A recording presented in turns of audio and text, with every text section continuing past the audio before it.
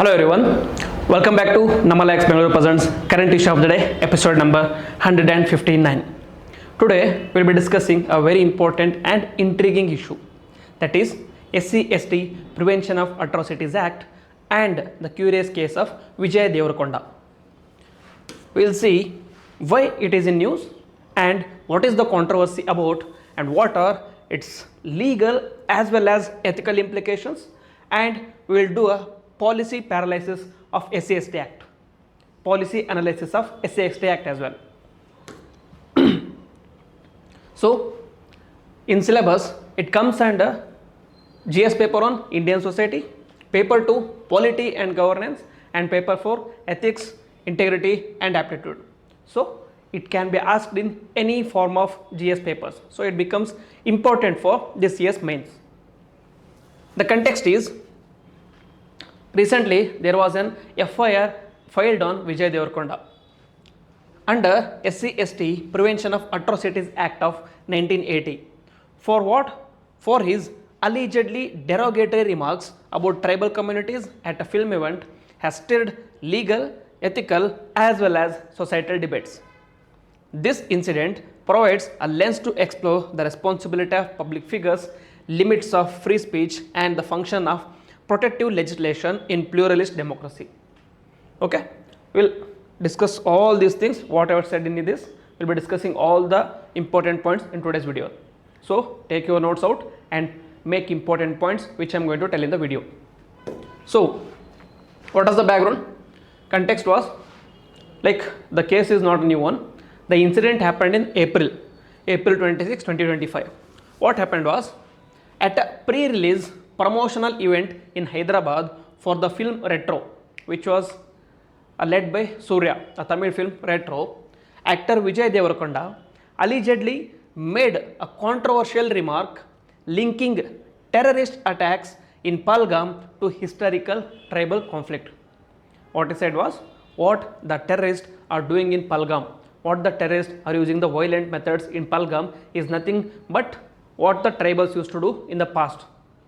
So it was easily taken out of context, and they said that he reportedly said these terrorists behave like tribals did 500 years ago, fighting without common sense, drawing sharp comparisons to Pakistani terrorists and tribal communities. So you can see how this can be a case against Vijay Devarakonda, how this can have been easily misinterpreted, and that is what happened now. This has been misinterpreted and made a big news out of it, and he has been booked under the case. Though event happened in April 25, there was a case in the month of July. So first you'll understand the legal dimensions of this issue, that is applicable law. What is the law applicable on this actor?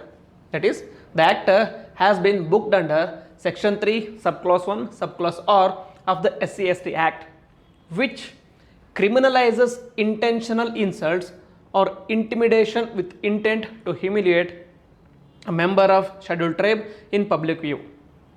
Okay, so though he was comparing the terrorist attacks to the tribals of the past years or yesteryears, how they used to attack without common sense, they have said that the present context are intended to humiliate a member of scheduled tribes in public view.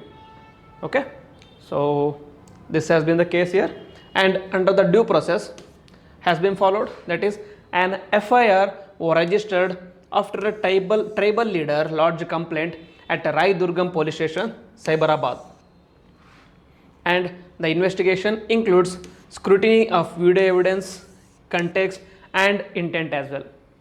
It is not just that there has been a FIR included or FIR has been registered against Vijay Devarakonda. The investigation is going to see the video evidence and which is already present, and also they are going to see two important key factors, that is what was the context in which he was saying and what was the intent. And the legal implications of this is a non-bailable offense, and conviction may lead to imprisonment and fines as well. If he is found that the context was not valid, and if he is found that the intent was indeed to humiliate the members of SC/ST, then he is going to be put under a case which is non-bailable offense. Okay, then the case will test the threshold of freedom of speech versus the protection from hate speech and humiliation. So there is a curious case how with every fundamental rights there is a reasonable restriction. So some may view this as the exercise of fundamental rights, and some may view this as against the reasonable restrictions. Okay, and some may even view that this is nothing but a hate speech. We have to wait and see how the case is going to unfold. Then what are the ethical dimensions of this? So this aspect becomes very important for your ethics paper. There can easily be a question because ethics or the UPSC is going for the applied ethics kind of questions. It is taking recent events that are happening in the Indian society and they are trying to connect those with the ethics syllabus. So this becomes very important for you. Under ethical dimensions, first is about the responsibility of the public figures. Public figures, who are those? Celebrities, politicians, cricketers, etc. etc. Here, celebrities, especially in India, have wide-reaching influence. Insensitive language, even if unintended, can normalize prejudices. Though Vijay Deverakonda might have said it in a different context, the fans of Vijay Deverakonda can easily use these words against a particular member from SC/ST community. They can easily call out them as terrorist because my hero or my idol said so. Okay, so that is how the public figure should have the responsibility. It is not only that their actions are their own actions, but also have the wide-reaching implications on their fans, on their followers, etc. etc. Second is apology and clarification. This is a very interesting dimension here. Though Vijay Deverakonda has issued an apology claiming that he was referring to ancient tribal wars, not the present day communities. So he has said that I was not referring to the present day communities, it was only to the ancient tribals who used to attack without any intent.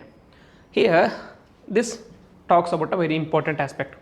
Ethically, intent may not always absolve impact. His intent was different, but the impact has already been done. Is the intent going to absolve impact? In this case, no. Especially when dealing with marginalized incidents. So whenever the intent should be, or whenever the things are said, the intent should also be considered with respect to the impact it is going to have. There should be a proportionality between intent and the impact. Here, though his intent was something else, but the impact has far-reaching outcomes here. Similarly, we can draw a comparison with the remarks of another celebrity, that was Sonu Nigam. What did he say? There was recently a concert of him in Bengaluru. So some people asked him to play songs in Kannada. He felt that it was heckling. They were heckling him, they were scolding him, they were screaming at him, and he felt that he was heckling. So what did he do? He, in an act of rage, you can say in an act of rage, he took to the stage and then compared the people who were asking Kannada songs or the Kannadigas to Palgam terror attacks. Okay, he said that this is why the Palgam attacks have been happening. You are screaming Kannada, Kannada, Kannada here, but in the Jammu and Kashmir, people are killing people based on the religion. So he later clarified that I said that because we are fighting over the language here, people are killing each other in terms of religion. People are killing each other in terms of security. There is a lapse of security. So there is a need to have a unity. There is a need to bring unity. But he clarified all these things after the incident was over. Okay. So in this case as well, the intent was intent had far-reaching impacts. So, as we can say, the celebrities, not just the celebrities, every individual should be cautious of what the things he is going to say. The things which are going to be said by him are going to have far-reaching implications, especially if you are a person of authority. Next, moving on to the case here. Public perception of this issue. What happens here is, the incident has polarized opinion. Obviously, about any case there are polarized opinions in Indian society. So some argue that it is a case of oversensitivity, while others see it as a righteous accountability.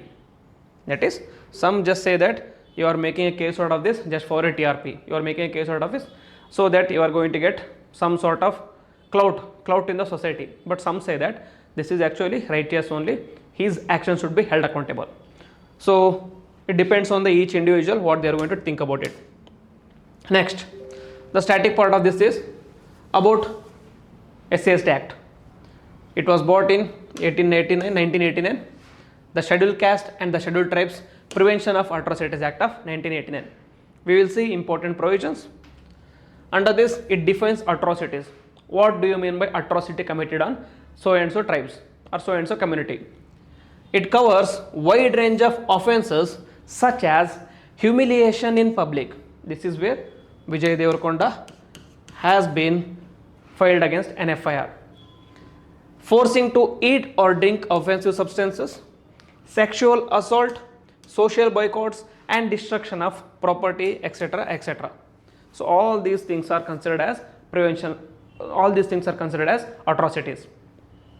Then under this, there is a provision for special courts and public prosecutors. It also mandates establishment of special courts for speedy trial of offences, and also appointment of special public prosecutors to ensure justice. Then it also has a provision with respect to presumption of culpability. That is, in certain cases, the burden of proof lies on the accused once the basic facts are established. If the basic facts are established that the accused is or has committed an atrocity, the burden of proof, meaning he is innocent, the burden of proof that he is innocent has to be borne by the accused.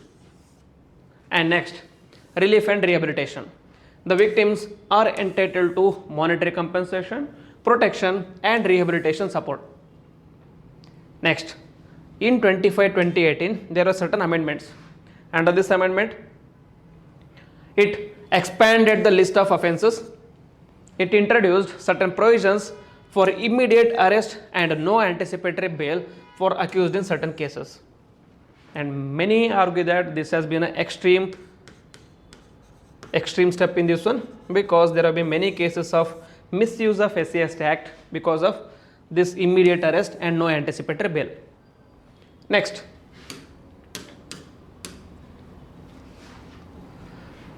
now we will understand the public policy analysis. We will analyze SCST Act. What are the implications and what are the key objectives and the policy rationale behind this SCST Act. The objective is to prevent atrocities and hate speech against SCST. It was deemed necessary because of the caste system that is present in India and because of the subjugation or discrimination of lower caste or lower tribes in India. So it was deemed necessary because the atrocity was a reality in India during that time. Next, it provides a deterrent legal mechanism to uphold constitutional principles of equality, dignity as well as justice. It emphasizes victim-centric justice, wherein even speech and symbolism are protected realms. Okay, meaning victim-centric in the sense the proof of burden is on the culprit or the accused. Next, what is the policy rationale behind being the so stringent? Why the law has been made so stringent with non-bailable offences and immediate arrest and etc. etc. STs in India have historically faced exclusion, stereotyping and dehumanization. Protecting dignity and identity goes beyond physical violence. Language and representations matter as well. People can say that SC, ST are no longer discriminated because they are allowed in temples, they are allowed in sitting with others, they are allowed in common places, they are allowed in places of resort, they are allowed in places of public entertainment, etc. etc.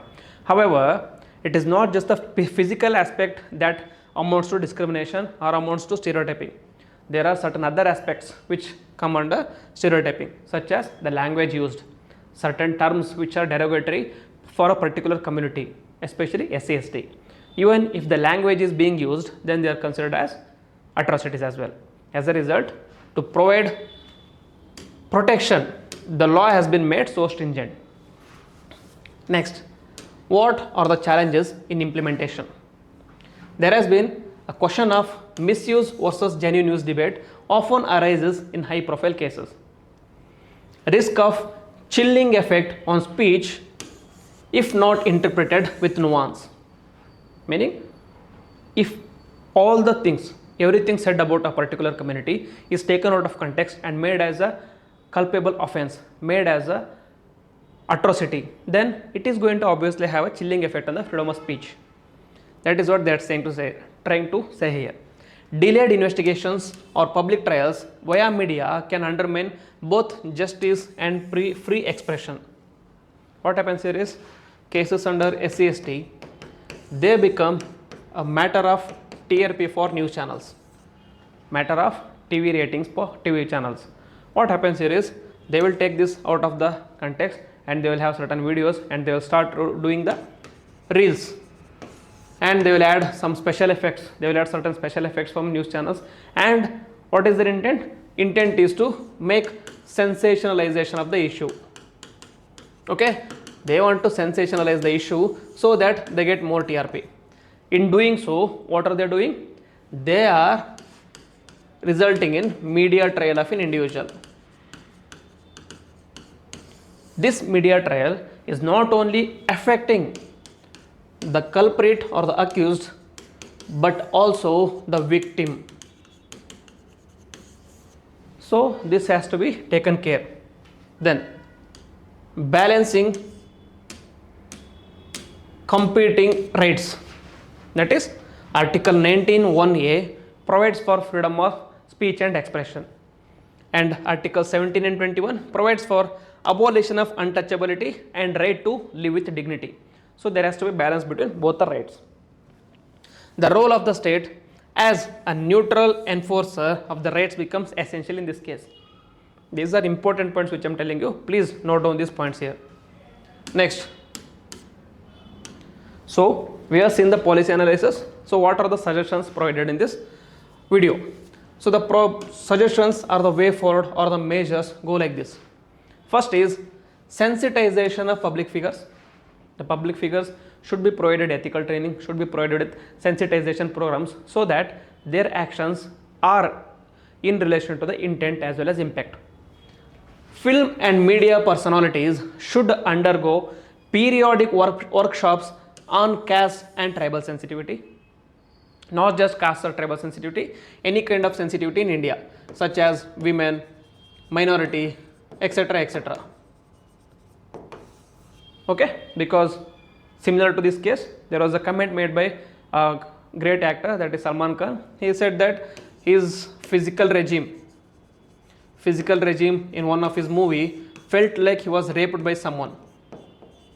Okay, so the word was derogatory, but it was taken out of context and it was made a huge big news. But he was wrong to do that. You cannot compare your physical exercise to such an inhumane act of rape.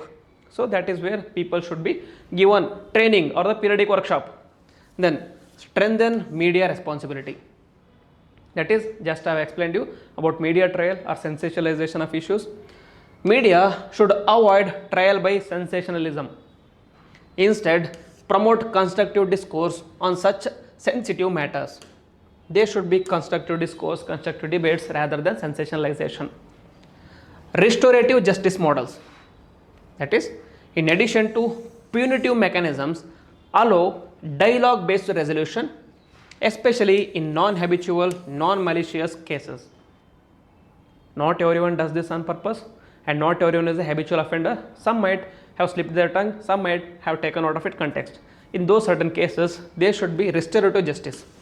That is, bring dialogue instead of arrest or FIRs.